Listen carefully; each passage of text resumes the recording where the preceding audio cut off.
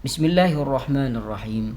Melanjutkan kajian tafsir Ayatul Ahkam di muhadarah ke 27, Al-Hukmur Rabi. Qala al-musannifu Al-Hukmur Rabi, hukum yang keempat.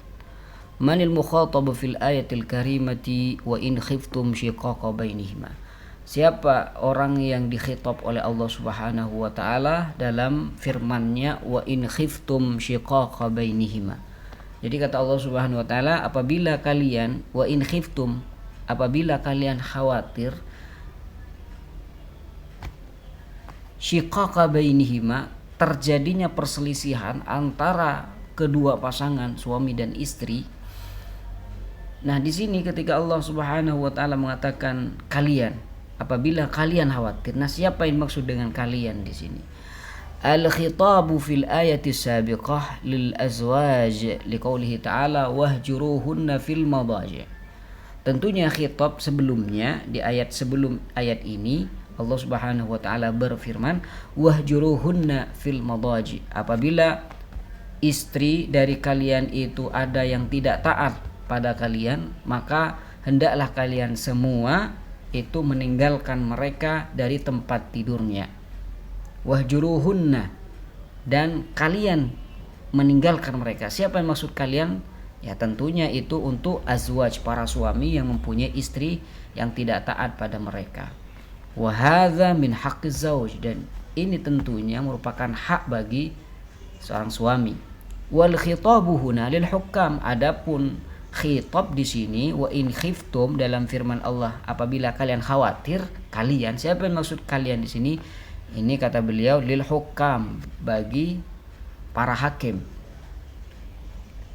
Fa innahu ta'ala lamma dzakara nusyuzal mar'ah, maka ketika Allah, kenapa di sini dikhususkan pada para hakim? Karena ketika Allah Subhanahu wa taala menyebutkan tindakan perempuan yang nusyuz, tidak taatnya perempuan tersebut, wa anna lizauji ay ya'idhaha wa yahjuraha fil madja'i wa yadribaha, dan juga setelah Allah Subhanahu wa taala menerangkan bahwasanya seorang suami itu harus melakukan beberapa langkah, di antaranya nasihat, meninggalkan dia dari tempat tidurnya, kemudian memukulnya.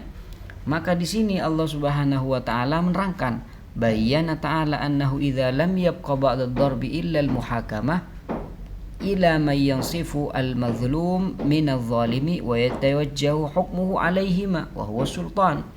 Maka setelah Allah Subhanahu wa taala menyebutkan 3 langkah tersebut, Allah di sini akan menyebutkan langkah selanjutnya. Setelah 3 langkah itu sudah tidak mewujudkan efek jera pada istri, maka tidak ada sisa kecuali muhakamah, mencari hakim, harus melewati proses pengadilan antara mereka berdua.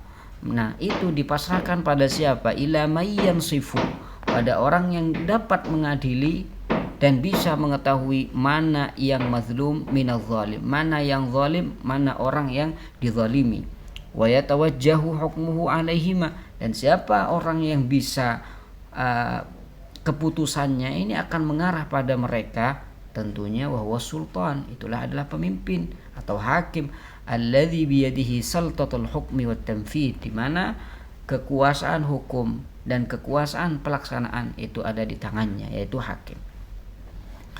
Wa ruwiya 'anis Suddi anna al-khitab liz-zawjain. Ada riwayat dari Imam Suddi bahwasanya khitab wa in khiftum itu pada pasangan suami dan istri. Tapi wa hadzal qaulu marju', tapi pendapat ini itu sudah dirujuk oleh beliau. Wa dhahirul amri fi qoulihi ta'ala fab'athu hakaman min ahlihi wa hakaman min ahliha. Zahir dari adanya perintah di sini fab'athu, di sini Allah Subhanahu wa taala memerintahkan fab'athu. Maka dalam firman Allah fab'athu ini apakah menunjukkan hal yang wajib atau tidak? Apakah wajib mengangkat 2 hakim tersebut? Di sini zahir dari perintah fab'athu annahu lil wujub, menunjukkan akan kewajiban mengangkat dua hakim ketika langkah-langkah sebelumnya itu sudah tidak mewujudkan efek jera pada istri. Wabihi qala asy-Syafi'i, dan pendapat ini adalah pendapat al-Imam asy-Syafi'i rahimahullah. Li'annahu min babi raf'i dzulamat. Karena ini termasuk menghilangkan kezaliman. Wa huwa minal furudil 'amma al-wajibah 'alal wulah, dan ini merupakan hal kewajiban yang umum bagi semua pemimpin.